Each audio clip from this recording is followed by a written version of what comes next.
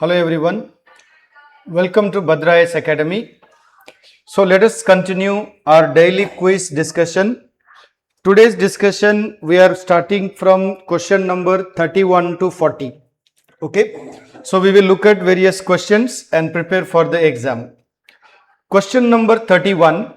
Which of the following best describes the core sector of industries of the Indian economy? So the statements are, we have only 4 options, there are no codes here. Industries contributing more than 50% to India's GDP. 8 key industries that have an impact on industrial production. Industries owned entirely by government. Agro based industry. So इनमें कोणता industry can be called as the core of industrial sector of India? So if you look at the answer, the correct answer is answer B, right? So the answer B is the correct answer. That is the 8 core industries that contribute to the industrial production of India. Which are they? So we have a coal, crude oil, natural gas, refinery, fertilizer, steel, cement, electricity. So these are the 8 core industries of the Indian economy when you construct the IIP, that is the Index of Industrial Production.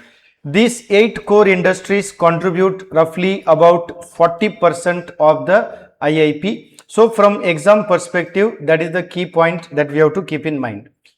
Question number 32. With reference to the functions and operations of the Food Corporation of India, consider the following statements. FCI is the nodal agency responsible for procurement, means purchase of food grains at MSP on behalf of central government. FCI directly fixes the MSP for wheat and rice. So here we need to understand whether FCI directly fixes the price for MSP for wheat and rice. FCI is responsible for maintaining buffer stocks, and decentralized procurement states procure, store, distribute food grains under the National Food Security Act. So what are the statements that are correct? So we have option 1 and 3, 1, 3 and 4, 2 and 4, 1, 2, 3 and 4. So which options do you think are the correct options? Okay, so let us look at the answer. So the correct answer, right, would be answer B, that is the statement 1, 3 and 4. That means statement 1, 3 and 4 are correct. Why? Because FCI directly fixes the MSP is not correct. Why? MSP is not fixed by FCI. It is actually recommended by the Commission for Agricultural Costs and Prices, and it is finally approved by the Cabinet Committee on Economic Affairs. Okay, so FCI cannot fix the MSP. Clear now? So therefore option statement number 2 is wrong. Question number 33. The Department of Commerce and Industry is responsible for which of the following? Preparing the union budget, managing foreign trade policy and agreements, dealing with bilateral multilateral trade, providing GI tag. So which of the following are correct? Okay, so if you look at here, so we have the option only 1 and 3, 2 and 4, 3 and 2 and 3, all of the above. So which one will be correct? So the correct answer will be C, that is what we can say 2 and 3. Why? Because preparing the budget comes under the Finance Ministry, it does not come under the Commerce Ministry. Okay, so the budget is not prepared by the Ministry of Commerce, it is prepared by Finance Ministry, and the department is called Department of Economic Affairs. Okay, the budget is prepared by the Department of Economic Affairs. And similarly, providing GI tag, who provides the GI tag? It is provided by the Department for the Promotion of Industry and Internal Trade, that is the DPIIT. So only statements 2 and 3 are correct. Therefore the correct answer would be C, that is the statement 2 and 3. Clear? Okay. So now these kind of questions, when they are a little bit technical, just we need to be familiar with the concepts. Question number 34. This is regard to the National Food Security Act and related welfare schemes. Pregnant women and lactating mothers are entitled to maternity benefits under the Act. The Act legally entitles eligible households to get food grains through the targeted public distribution system. One nation, one ration card enables interstate portability of the ration benefits. Under the NFSA, the right to food is a legal right, because we have a different kind of rights in India, like fundamental rights, human rights, constitutional rights, like that. So what type of right is the right to food? Is it a legal right? So your options are 1, 2 and 3, 2 and 4, 1 and 4, yeah, all of the above, right? Which are the correct options? What do you think is the correct option? So we have to look at the details. So if you look at the answer, the correct answer is all of the above. Why? Because pregnant women and lactating mothers, they get benefits. The Act also follows the targeted PDS system, and one nation, one ration card was introduced during the time of COVID also to benefit migrant workers. So it has that interstate portability, and under the National Food Security Act, the right to food is basically a legal right. Clear? So these are like very basics that we need to be familiar, because even at the higher level exam like UPSC, these kind of questions can be asked. Question number 35. This is with regard to the Raman Magsaysay Award. Now this, considering this award 2025, which of the following statements are correct? So the award is often called Nobel Prize of Asia. India's Educate Girls organization received the award in 2025. The award is administered by the Government of India. So which of the statements are correct? So we have 1 and 2, 2 only, 1 and 3, yeah, 1, 2 and 3.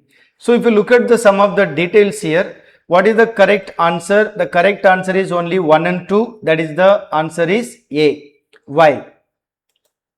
So if you look at the detail here, statement 3 is not correct, because this award is given by the Magsaysay Foundation in Philippines. It is not by the Government of India, right? So now this award is also popularly known as the Asia's Nobel Prize. Therefore, it is a very prestigious award.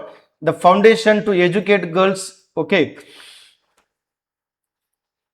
they received this award in 2025. So current affair point of view, this kind of questions also can be asked in your exam. Question number 36.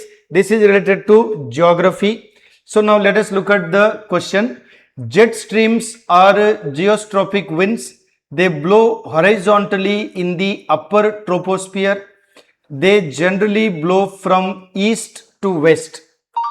So which of the statements are correct? 1 only, 1 and 2 only, 2 and 3 only, 1, 2 and 3.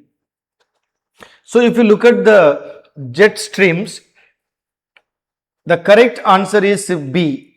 That means statement 1 and 2 are correct. Why? So if you look at the jet streams are actually called geostrophic winds. They blow horizontally in the upper troposphere. So if you can see here, that is how they blow in the upper troposphere. Now the difficulty is that sometimes you might get confused here. They blow from east to west, yeah, west to east. So normally they blow from west to east. Okay, so they don't blow from east to west, they blow from west to east. Therefore, statement number 3 is wrong, and the correct answer would be B. Only statement 1 and 2 are correct. Okay, so this is the geography related question. Question number 37. Consider the following statements with reference to Web 3.0. This is from the science and tech point of view. It uses blockchain technology. It is user-centric web experience. It gives experience to users to control their own data. So which of the following statements is are correct? 1 and 2 only, 2 only, 2 and 3 only, yeah, 1, 2 and 3. So if you look at the answer here, the correct answer is D, 1, 2 and 3. Matlab all of them are correct. Why? Presently, only centralized repositories are the ones that user data and profit from it, whereas the Web 3.0, the new one, allows the users, they can control themselves, okay, their own data. Web 3.0 also will be like a permissionless and also democratic, okay, so it will be more user centric web experience. Statement 3 also correct, because the users will have their control over their own data, okay, so that it will be easy for them, they will be like a masters of their own data.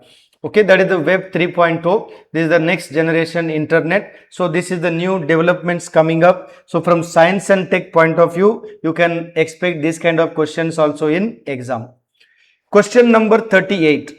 Okay, this is a little tricky. Now the question is, which of the following statements are not correct? We are not saying which are correct, which are not correct. So highlighted here. So arteries bring blood from various parts of the body to the heart. Veins carry blood from the heart to various parts of the body, and capillaries allow the exchange of materials between blood and tissues. So which are correct? So if you see here, we are asking which statements are actually not correct. So if you see, only statement 3 is correct. So which is not correct? 1 and 2. Therefore the answer will be A. Statement number 1 and statement number 2 are not correct. Actually, if you see, the arteries carry blood away from the heart to the body, right? And the veins carry towards the heart from the various parts of the body. So we need to be very clear which statement is correct and which statement is not correct. So to be very clear, here the particular answer would be statement 1 and 2 are not correct and statement 3 is correct. So our question is which is not correct. So the answer would be A. Clear? Okay. Question number 39. With reference to the concept of public goods, consider the following statements. This is from the public finance economics point of view. So the public good is characterized by non-rivalry and non-excludability in consumption. It simply means what? If one person gets, can the other person also get it? You know, that is where the question of non-rivalry. Non-excludability का मतलब क्या है? अगर एक आदमी को एक मिल गया, वो दूसरा आदमी को अगर नहीं मिल पाएगा, that means you are excluded. Non-excluded means what? Nobody can be excluded, everybody will get it. Okay. National defense is considered as a pure public good because no individual's consumption, that means it does not reduce the availability to others. So there is no exclusion. Public goods are necessarily have to be produced only by the government. Street light is a public area, is often what we can say pure public good. So which of the statements are correct? So we have 1, 2 and 4, 1 and 3, 2, 3 and 4 only, 1, 2, 3 and 4. So if you look at the correct answer, the correct answer would be A. Why? Because statement number 3 is wrong. Public goods are like they are produced only by government? No.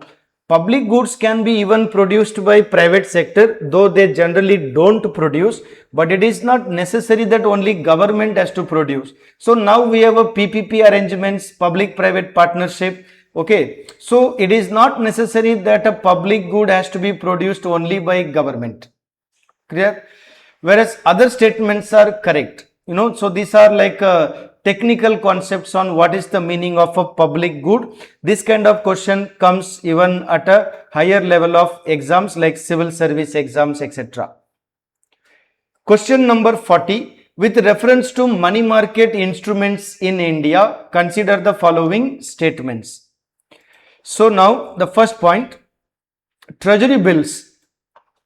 These are short-term instruments issued by central government. Commercial paper issued only by scheduled commercial banks for short term. Certificates of deposits are negotiable money market instruments issued by scheduled commercial banks. Call money refers to funds borrowed for length for maturity ranging from 1 to 14 days. So which of the statements are correct here? So this is the question with regard to the financial market, which is divided into money market and capital market, right? So if you look at this question, which of the statements are correct? So the answer is A, right? Why? Only 1 and 3 are correct. Why? Commercial papers issued only by scheduled commercial bank is wrong. Commercial papers are issued by corporate companies. They are not issued by the banks. Okay. So if you see here the correct statement, okay, I just highlight it here. So if you see, commercial paper is issued by the corporates, that is the companies, okay, not only by banks, right? And the call money, there is a problem. Call money basically is a money borrowed for overnight. It is just for one day. It can be for 1 hour, 2 hour, 3 hour, but it is called overnight borrowing.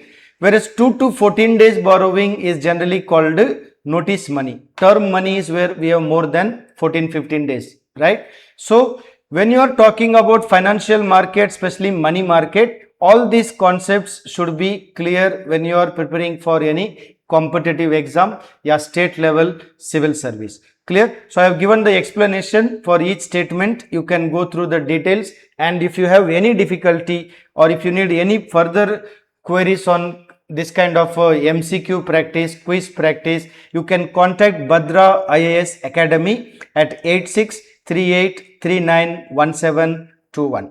Okay, so keep watching the videos on quiz. We will keep posting you regular questions for your exam preparation. Okay, so we'll meet you very soon in the next video. Thank you.